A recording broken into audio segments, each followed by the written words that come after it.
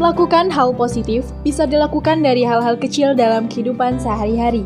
Siapa sangka dari besarnya rasa cinta terhadap lingkungan sekitar bisa menumbuhkan sesuatu yang bermanfaat bagi orang banyak.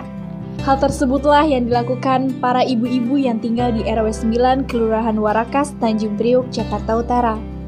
Di kawasan tersebut terdapat sebuah komunitas pencinta lingkungan, yaitu kelompok wanita tani KWT Hijau Daun yang memanfaatkan kolong jalan tol untuk budidaya pertanian dan perikanan. Embun datang, bunga menguntum, surya datang, pecah lagi. Aku ucapkan Assalamualaikum untuk kalian yang di hati. Cerita inspirasi pada hari ini datang dari Kelurahan Warakas, Tanjung Priok, Jakarta Utara, yang mana terdapat sebuah kelompok wanita tani atau KWT yang telah berhasil mengubah kolong jalan tol menjadi sebuah tempat budidaya perikanan dan pertanian. Penasaran siapakah sosok di balik kelompok wanita tani tersebut? Ikuti saya untuk mengenal sosok Telda Pangandaeng. Dibentuk dan dipimpin langsung oleh Telda Pangandaeng atau yang akrab disapa Tante Teli. KWT Hijau Daun berhasil merubah lahan kosong di bawah jalan tol Lioto Wiono yang kotor menjadi sebuah tempat budidaya tanaman sayuran yang sangat bermanfaat untuk warga sekitar. Atas rasa kepeduliannya yang tinggi, Telda Pangandaeng tergerak hatinya untuk melakukan hal positif tersebut dengan bantuan warga sekitar Kelurahan Warakas, Tanjung Priok, Jakarta Utara. Pandemi COVID-19 yang tidak kunjung usai membuat sosok Telda tergerak membuat kelompok wanita tani guna bisa tetap melakukan hal yang bermanfaat untuk masyarakat sekitar. Awalnya mendorongnya karena ada pandemi COVID, karena banyak ibu-ibu hanya daripada stres di rumah, mendingan kita ngajak nanam bersama, terus dan dengan hasil tanaman ini kita bisa memetik dan manen dan dari masyarakat untuk masyarakat.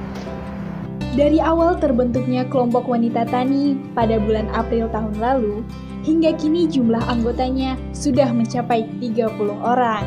Telda dan para ibu-ibu lainnya saling bekerja sama dalam mengembangkan kelompok wanita tani guna terus menebar hal positif untuk masyarakat. Kalau keuntungannya kan pasti positif, walaupun memang ibu-ibu ini kita paling banyak kuli nyuci, tapi dia menyempatkan diri untuk kegiatan yang memang kegiatan bersama untuk masyarakat. Telda mengaku masih terdapat hambatan dalam menjajakan program ini, termasuk waktu dari ibu-ibu yang cukup terbatas. Hambatan kita cari tahu gimana ini, ibu-ibu ini kenapa sampai nggak bisa hadir, pasti kan kita cari tahu dulu.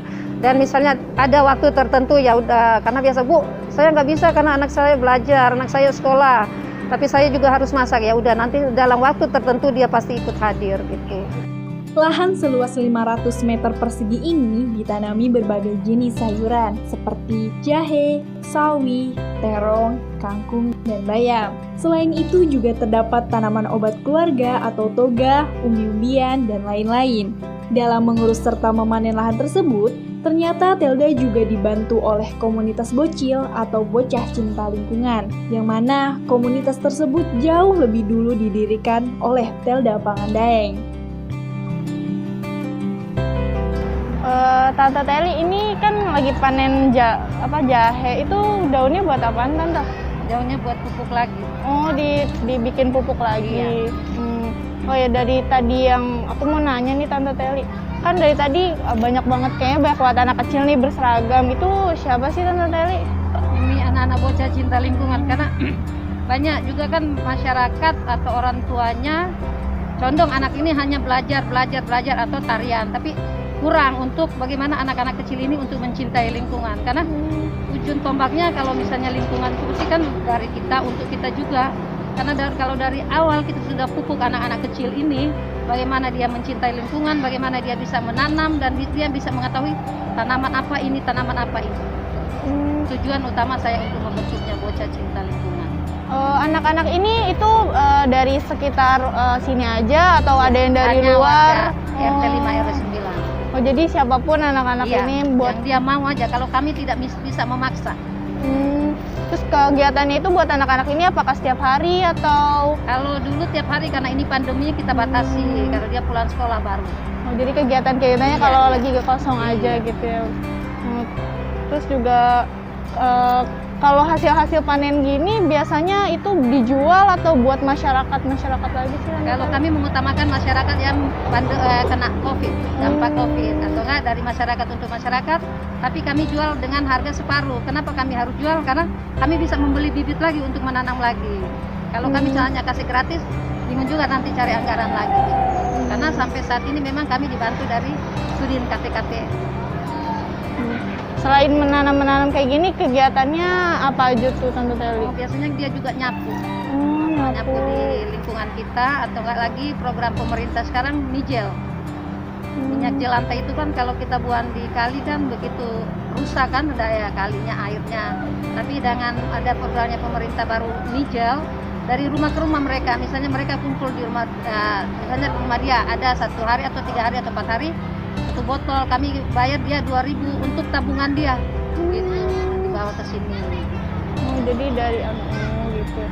Terus buat Tante Teli sendiri gimana sih perasaannya kegiatan-kegiatan positif ini bisa mengapresiasi banyak orang nih Tante Teli?